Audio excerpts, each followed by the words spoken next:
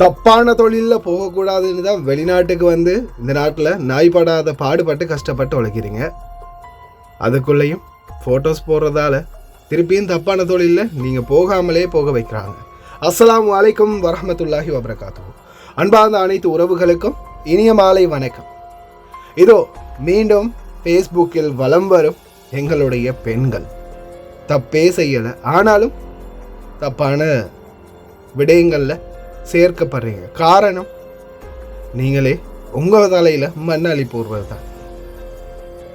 மறுபடியும் டைவர்ஸ் ஆகின பெண்கள் ஆண்களுக்கு மட்டும் அப்படின்ற மாதிரி ஒரு பேஜ் 1 ஹவருக்கு முன்னாடி, சாதாரண இந்த பதிவை நான் போடும்போது வீடியோ ரெடி பண்ணும்போது இப்போ 5:20 1 ஹவருக்கு முன்னாடி தான் இந்த நிறைய வீடியோக்கள் வந்து பப்ளிஷ் செய்யப்பட்டிருக்குது. நீங்கள் உங்களுடைய சோஷியல் மீடியாக்களில் நீங்கள் போடக்கூடிய ஃபோட்டோக்கள் வீடியோக்கள் எப்படி வலம் வருது தெரியுமா? அதே மாதிரி நீங்கள் போடக்கூடிய ஃபோட்டோக்கள் வீடியோக்களை வைத்து ஒரு சிலர் இந்த மாதிரி தவறான வழிகள் அதை பயன்படுத்துகிறாங்க தெரியுமா? அதே போல் இதில் இன்னும் நிறைய விடயங்கள் சொல்லலாம். தயவு செய்து இந்த சமூக வலைத்தளங்களில் உலா வரும் பெண்களை முடிந்தால் இந்த வீடியோ ஃபுல்லாக பாருங்க. இதில் வரக்கூடிய பெண்களை வைத்து, சரி நீங்கள் எதுவும் பண்ணலை, நீங்கள் தப்பே பண்ணலை, நீங்கள் வந்து உங்களுடைய சோஷியல் மீடியாவில் நீங்கள் வீடியோ போட்டுக்கிறீங்க, ஆனால் அதை வைத்து ஒவ்வொரு விதமான வர்ணிப்புடன் கேவலமான வார்த்தைகளை உபயோகித்து போஸ்ட் போட்டு அந்த போஸ்ட்டில் உங்களை விபச்சாரிகளாகவே மாற்றிட்டானுங்க. இதில் முக்கியமான ஹைலைட் என்னென்னா, இப்போ சாதாரணமாக நீங்கள் போடக்கூடிய ஃபோட்டோஸ், உங்களுடைய ஒரு 10 ஃபோட்டோஸ் இருந்தால் போதும், உங்களுக்குன்னு தனியாக ஒரு FBA அல்லது டிக்டாக்கை க்ரியேட் பண்ணி அதில் உங்களை வச்சு வியாபாரமே பண்ணி முடிச்சிருவாங்க. பாருங்கள், இதில் வந்து சிலர் வந்து யூனிஃபார்மோட, அதாவது ஹவுஸ்மெய்ட் யூனிஃபார்மோடு இருக்கிறாங்க. வெளிநாட்டில் வந்து கஷ்டப்பட்டு வேலை செஞ்சிட்டு இருக்கிறாங்க, ஆனால் நாட்டில் அவங்க ஒரு விபச்சாரியாக சித்தரிக்கப்படக்கூடிய நிலைமைக்கு மாறி இருக்கிறாங்க. பல பேர் வந்து அவங்க போட்டிருக்கிற வீடியோக்கள், ஆனால் அந்த வீடியோக்களுக்கு இவங்க எழுதியிருக்கிற சில எழுத்துக்கள் வந்து ரொம்பவும் கேவலமாக அசிங்கமாக சித்தரித்து வச்சிருக்கிறாங்க. உங்களுடைய ஒரு 10 ஃபோட்டோ இருந்தால் போதும், உங்களுக்குன்னு ஒரு ஐடியா க்ரியேட் பண்ணி அதில் ஒரு 4-5 ஃபோட்டோவை மட்டும் போட்டுட்டு ஒரு 4-5 ஃபோட்டோவை அப்படியே வச்சுருவானுங்க. நீங்கள் இந்த போஸ்ட்டை வந்து பார்க்காத வரைக்கும் அந்த போஸ்ட்டை வச்சு அவனுங்க, எத்தனையோ ஆண்கள் இருக்கிறாங்க இல்லையா, பெண்களுக்காக அலையக்கூடிய ஆண்கள், காமத்துக்காக அலையக்கூடியவனுங்க, அவங்கள வச்சு இந்த போஸ்டர் ரன் பண்ணுவானுங்க. இதை பாருங்க, பாவம் நான் காதலை தொலைத்து இருக்கின்ற நண்பர்களே, ஒரு முறையாவது லவ் சொல்லுங்க. நீங்கள் போடக்கூடிய வீடியோக்களை வைத்து எந்த அளவுக்கு விபரீதமாக சித்தரித்து வச்சிருக்கிறாங்க தெரியுமா? இப்போது நான் சொன்ன மாதிரி தான், அந்த 10 ஃபோட்டோவில் ஒரு 5 ஃபோட்டோ வச்சு ஒரு ஐடியா க்ரியேட் பண்ணிட்டானுங்களா, அதை வச்சு நிறைய ஆண்களை இவங்க வந்து மடக்குவாங்க. சில ஆண்களிடம் இருந்து இப்போ அவங்க போஸ்ட்லேயே போடாத உங்களுடைய புதிய ஃபோட்டோக்களில் கொஞ்சத்தை வச்சு அவங்களோட செக் பண்ணுவாங்க. அதுலேயும் தான் இப்போ AI எடிட்டிங் எல்லாம் வந்துருச்சுல்ல, உங்கள் வீடியோ வந்து சாதாரண உங்களுடைய ஃபோட்டோ இருந்தால் போதும், உங்களை ஏதாவது ஒரு தவறான படங்கள்லையோ அல்லது தவறான ஃபோட்டோக்கள் மூலமோ அலேன் உங்களுடைய உடம்பை வேறு ஷேப்புக்கு மாற்றுறது கூட இப்போ AI டெக்னாலஜி வளர்ந்துருச்சு.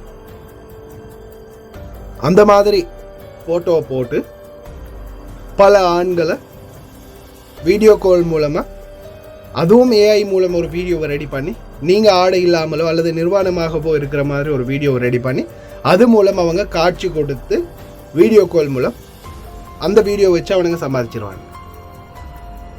இப்போ நான் கேட்குறது ஒரே ஒரு கேள்வி, ஒருவேளை உங்களுடைய குழந்தையோ கணவனோ அல்லது உங்களுடைய பிரதேசவாசிகளோ உங்களுடைய குடும்பங்களில் யாராவது ஒருத்தரோ இல்லைன்னா, ஒருவேளை உங்களுக்கு உங்களுடைய வீடியோவை பணம் கொடுத்து பார்த்து எவனாவது ஒருத்தனும்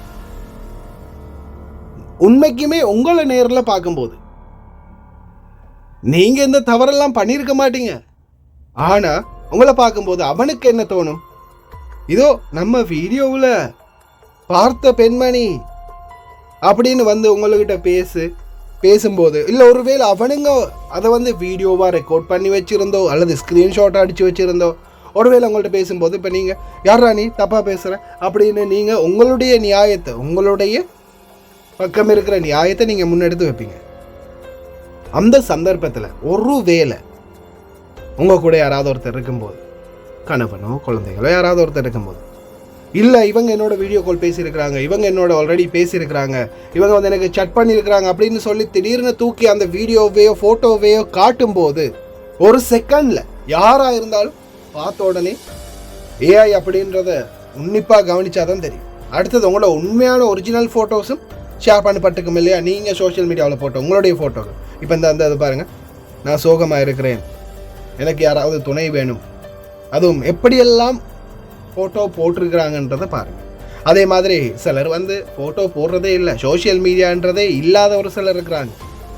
தன்னுடைய காதலனுக்கு அனுப்பின ஃபோட்டோக்கள் அதுகள் கூட லீக் ஆகும். இந்த மாதிரி கடைசியில் இந்த காட்சிகளை அடிப்படையாக வச்சு உங்கள் கூட இருக்கிறது உங்களுடைய குழந்தைகளோ அல்லது உங்களுடைய பிரதேசவாசிகளோ அல்லது நீங்கள் இப்போ பஸ்லேயோ இதில் ஒன்றில் பயணிக்கும் போது உங்களுடைய அந்த நபர் உங்களோட வந்து பேசின நபர் மக்கள்லாம் ஒன்று சேர்ந்து அடிக்க போகிறாங்க, ஏய் நீ என்னடா பொம்பளை கிட்ட தப்பாக நடந்துக்க முயற்சி பண்ணுற அப்படி நீங்களும் திட்டுவீங்க தானே. நீங்கள் எந்த தவறும் பண்ணலை. நீங்கள் திட்டும்போது உடனே அந்த நபரை எடுத்து எல்லாருக்கிட்ட இங்கே பாருங்கள், ஃபோட்டோ பாருங்கள், வீடியோ பாருங்கன்னு தூக்கி காட்டினா வாரம் எல்லாரும் அதை ஏஐயா எடிட் பண்ணியிருக்குதா, உங்கள் ஃபோனில் இந்த மாதிரி ப்ரொஃபைல் இருந்திருக்கா, நீங்கள் நல்லவளா கெட்டவளா உத்தமியா பத்தினியான்னு தேட மாட்டாங்க. நீ தான் பேசியிருக்க பிறகு என்ன அப்படின்னு கேட்டுட்டு சரி இப்போ அவங்க தான் பேச விருப்பம் இல்லை போய் அப்படின்னு அவங்களையும் அந்த ஆளையும் விரட்டி விட்டுட்டு உங்களையும் திட்டி விட்டுட்டு தான் போவாங்க. நீங்கள் எந்த தவறுமே செய்யாமல் அசிங்கப்பட்டு போவீங்க. அதே ஒருவேளை உங்களுடைய சில எல்லா கணவர்களையும் நாம் இப்போ சாதாரணமாக இப்போ பாருங்கள், இந்த வெளிநாட்டுக்கு வந்த பிறகு தான் நாட்டில் டச் ஃபோனே என்னென்னு தெரியாத பெண்கள் எனக்கு எத்தனையோ பேர் இந்த வெளிநாட்டுக்கு வந்த பிறகு தான் டச் ஃபோனுன்றதே கையில் எடுத்துருக்கீங்க இல்லையா. டச் ஃபோனை பற்றி தெரியாத எத்தனையோ பேர் இன்றைக்கி டச் ஃபோன் யூஸ் பண்ணுறீங்க. ஆனாலும் சில கணவர்கள் இன்னமும் அந்த பழைய காலத்தில் அந்த அதே டைப்லேயே இருக்கிறவங்க எத்தனை பேர் இருக்கிறாங்க. இப்போ சாதாரணமாக நீங்களும் கணவனும் மனைவியுமா போகும்போது ஒருத்தர் வந்து பேசி நீங்கள் தனியாக நிற்கும் போது வந்து பேசி இந்த மாதிரி ஆகிடுச்சு, நீங்களும் திட்டுறீங்க. உங்கள் கணவனை கூப்பிட்டு இங்கே பாருங்கள் வந்து இப்படியெல்லாம் தப்பாக பேசுகிறான் அப்படின்னு நீங்கள் சொல்கிறீங்க. சொல்லும்போது உங்கள் கணவர்கிட்ட அந்த நபர் இங்கே பாருங்கள் நான் காசு எத்தனை தடவை அனுப்பியிருக்கேன், இங்கே பாருங்கள் சட் பண்ணியிருக்கா, ஃபோட்டோ அனுப்பியிருக்கா, வீடியோ அனுப்பியிருக்கான்றதை காட்டும்போது உங்கள் கணவனுக்கு தெரியுமா அது ஏஐயா ஆர்டிஃபிஷியல் இன்டெலிஜென்ஸா எடிட் பண்ணியிருக்காங்களா, மர்ஃப் பண்ணியிருக்காங்களா, ஃபோட்டோஷாப் பண்ணியிருக்காங்கன்னு அவருக்கு தெரியுமா? அவருக்கு தான் அந்த டெக்னாலஜியை பற்றியும் தெரியாது, டச் ஃபோனை பற்றியும் தெரியாதுல்ல. அப்போ அந்த செகண்டில் என்னாகும் உங்களுடைய வாழ்க்கை? ஏன்னா நிறைய பேர் வந்து இன்னைக்கும் தன்னை தானே விபச்சாரிகளாக மாற்றிக்கொள்றீங்க, அவ்வளவுதான் சொல்ல முடியும். ஏன்னா நீங்கள் நினைக்கிறீங்க விபச்சாரம்ன்றது விபச்சாரியாக மாறுறது ஒரு ஆணோட ஒரு பெண் ஒன்று சேர்ந்தாலோ அல்லது ஒரு அறையில் ஒன்றா இருந்தாலோ மட்டும்தான். இல்லை, இப்போ விபச்சாரம் என்றது 190% ஆன்லைன் மூலமே நடக்குது. ஆன்லைன்லேயே விபச்சாரம் என்றது இப்போ பிரபல்யமாக நடக்குது. அதனால் அன்பார்ந்த சகோதரிகளே சகோதரிகளே தாய்மார்களே வெளிநாடுகளில் இருக்கக்கூடியவங்க தயவு செய்து உங்களுடைய கண்ணியத்தை நீங்கள் காப்பாற்றிக்கோங்க. நீங்கள் ஃபோட்டோ போடுறது வீடியோ போடுறது அரைக்குறை ஆடைகளோட ஒவ்வொருத்தருக்கும் ஃபோட்டோ அனுப்புறது நிர்வாணமாக ஃபோட்டோ அனுப்புறது எந்த அளவுக்கு ஆபத்து அப்படின்றது இதுலையாவது புரிஞ்சுக்கோங்க. ஏன்னா சில நேரங்கள் நீங்கள் லவ் பண்ணுறவங்க தப்பு பண்ணியிருக்க மாட்டாங்க, அவங்க அனுப்பியிருக்க மாட்டாங்க. ஏன் ஹேக் ஆகலாம், ஃபோன் பழுதாகி ஃபோன் கடையில் கொண்டு போய் கொடுக்கலாம். நீங்கள் அழிச்சாலும் கூட உங்களுடைய ஃபோன்லேருந்து அழிச்ச ஃபோட்டோவை ரிகவர் பண்ண முடியும். அந்த மாதிரி நிறைய செட்டிங் இருக்குது. தயவு செய்து கவனம். இதில் வரக்கூடிய இன்னும் எத்தனையோ பேருடைய முகங்கள் இருக்குது. யாரெல்லாம் இதில் உங்கள் வீடியோக்களையும் போட்டிருக்காங்களோ தெரியலை. அந்த பேஜோடைய லிங்கையும் வந்து நான் அதில் மென்ஷன் பண்ணியிருக்கிறேன், போய் பாருங்கள். இந்த வீடியோ ஃபுல்லாக பாருங்கள். இந்த வீடியோட கடைசியில் வரக்கூடிய வீடியோ பாருங்கள். உங்களுடைய ஃபோட்டோவை வச்சு உங்களுடைய அந்த கமெண்ட்கள், இந்த வீடியோக்களுக்கு கமெண்ட் வருது இல்லையா, கமெண்ட் செக்ஷனில் பார்த்தா பலருமே கமெண்ட் பண்ணியிருக்காங்க, நம்பர் போட்டிருப்பாங்க. அந்த நம்பரை எடுத்து எத்தனையோ பேர் நீங்கள் தான் அது அப்படின்ற மாதிரி ஏமாற்றி பணம் சம்பாதிக்கிறதுக்கும் வாய்ப்பு இருக்குது. கடைசியில் அது உங்கள் வாழ்க்கையே சீரழிக்கிறதுக்கும் வாய்ப்பு இருக்குது. தயவு செய்து சிந்தித்து செயல்படுங்க சகோதர சகோதரிகளே. இதோ பாருங்கள், டிவோர்ஸ் ஒன்றும் ஆய பமனை அப்படின்னா டைவர்ஸ் ஆகின உங்களுக்கு மட்டும் அப்படின்ற மாதிரி போட்டு பேஜே ஓப்பன் பண்ணிட்டானுங்க. இதில் பாருங்கள், பலரும் கமெண்ட் பண்ணியிருக்கிறானுங்க. ஒவ்வொருத்தர் ஒவ்வொரு மாதிரி கமெண்ட் பண்ணியிருக்கிறாங்க. அதில் ஒரு சிலர் ஃபோன் நம்பர் வேறு ஃபோன் நம்பர்ஸ் எல்லாம் போட்டிருக்கிறாங்க. அந்த ஃபோன் நம்பருக்கு உங்கள் ஃபோட்டோ கொஞ்சத்தை டவுன்லோட் பண்ணி வீடியோ டவுன்லோட் பண்ணி யாராவது ஒருத்தர் நான் சொன்ன மாதிரி செஞ்சால் கடைசியில் பாதிக்கப்பட போகிறது நீங்கள் தான். இந்த வீடியோ ஃபுல்லாக பாருங்கள்.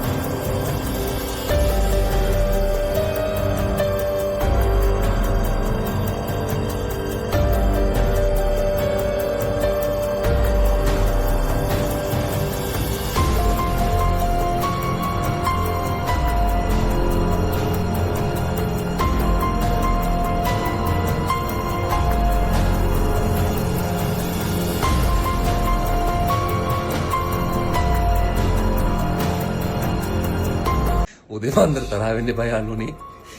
නිදිපැතුරෙන් තමයි මේ වීඩියෝ කරන්න හිතුවේ. පෝස්ට් එකක් දාලා දෙනවා කුවෙට් අපි කියලා ගෲප් එකකින්. කියන්න ලැජ්ජ නැහැ. පේනවනේ? මේක මගේ ගෙදර. දවසක මම දිනනවාමයි. දුප්පත් මට ලයික් එකක් නැටෙන්නේ නැහැ. දුප්පත් ළමයා, පව් අසරණ ළමයා මේ ෆොටෝ එකක් දාලා දෙනවා මෙහෙම. මේ ළමයා හරි දුප්පත්. ඉතින් අපි කමෙන්ට් බලමු පොඩ්ඩක් ගිහිල්ලා. කමෙන්ට් බලමු පොඩ්ඩක් ගිහිල්ලා. පුළුවන් උදව්වක් කරන්නම් කතා කරන්න. ඉක්මනට පුළුවන් වෙයි වගේ. අනිවා බුදු සරණ අදිස්ථාන ඉෂ්ට වේවා. යකෝ දැන්නමත් ගිහිල්ලා. බුදු සරණයි. ඔව් ඔයාට දවසක හරියන්න ඕනේ. ජය වේවා. ජය බුදු සරණ දෙවිපිටයි කියලා මම සුබ පතනවා. කිරිවිකුර.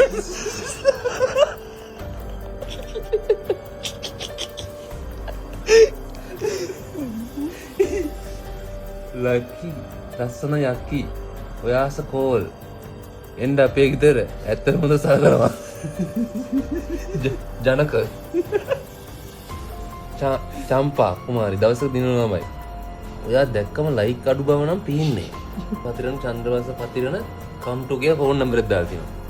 අපිට චන්ද්‍රවංශ පතිරණට අරන් බලමු. චන්ද්‍රවංශ අයියේ good morning.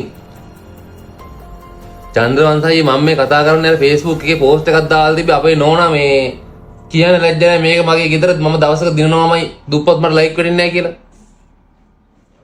ඔය කයකට කම්ටු කියලා දාලා තිබ්බා. ඔයා කම්ටු කිව්වේ කොහෙද දෙන්න ඕනේ මේ මහත්තයෝ? කවුද දාලා තියෙන්නේ? අනේ මහත්තයෝ වැරදිලා කියන්න එපා මහත්තයෝ. ඉතින් අපි උදව්වක් කියලා ඉතින් මහත්තයා ඉතින් කම්ටු කියලා දාලා තියෙනවා. ඉතින් කම්ටු කිව්වට තැනක් නොතැනක දාලා නැහැ. ඉතින් අපි කොහෙන්ද ඉතින් ආයේ? එහෙම කරන්න එපා මහත්තයෝ නෝනටයි මටයි ඉතින් ඇවිල්ලා ඉන්න තැන නතර වෙන්න තැනක් ලෑස්ති කරලා දෙන්නකෝ. ඈ මහත්තයෝ කොහෙද මහත්තයෝ? කැකිරාවට දෙන්න ඕනේ. අනේ අප්පෝ කැකිරාව හොඳයි මහත්තයෝ. මේ පැත්ත හොඳ පොඩ අවසර වැඩි නේද? හොරෝපතන පැත්තේ. පොඩ හයියෙන් කතා කරන්නකො මහත්තයෝ. පොඩ්ඩක් ෆොටෝ වල තියෙන ගැම්ම නෑනේ මහත්තයෝ. එහෙනම් කැකිරාවට එන්නම් කම්ටු කියලා දාලා තිබ්බේ කැකිරාවට එන්න පුළුවන් නේ කම්ටු කියලා. දැන් හරි මහත්තයෝ ඉතින් මමයි නෝනේ ඇවිල්ලා මාස දෙක තුනක් ඉන්නම් ඉතින් ඔය කමක් නෑනේ. කමක් නෑනේ. අනේ හරි මහත්තයෝ කණ්ඩ බොන්න ඔක්කොම දෙන්න ළමයි 6 දිනකුත් ඉන්නවා මට.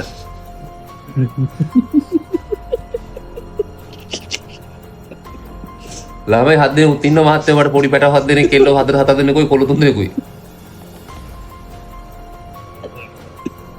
මට මහත්තයෝ ඕනම මගුලක් කරන්න පුළුවන්. කුඹුරු කොටන තැන ඉඳලා මේසන් බාස් වැඩේ ඉඳලා ඕනම මගුලක් මට කරන්න පුළුවන් මහත්තයෝ. ඉතින් බොහොම වරුන් තමයි ළමයි මේ 4 දෙනාටයි කෙල්ලෝ 3 දෙනා බලාගන්නේ.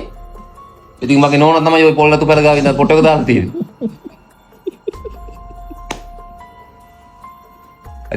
අපි සෙට් එකම බලාගෙන ඉතින් රැකගෙන කරගෙන ඉන්න පුළුවන් මහත්තයෝ. ඉතින් ඒක කිසි ප්‍රශ්නයක් නැහැ අපිට. ඉතින් මාත් එක්කින ඕන වැඩක් කරගෙන ඉන්නම් ඉතින්. දවසට රුපියල් 6000 කණ්ඩ බොණ්ඩ විතර යනවා. මම ඒක පොඩ්ඩක් අපිට කවර් කර දුන්නා නම් ඇති. අනේ හරි මහත්තයෝ නින්ද කරනවා සමා වෙන්න ඕනේ. මං ඉස්සෙල්ලා අපේ නෝනා වෙවන්න මහත්තයෝ ඔය පැත්තට වැඩ ටික කරපන්.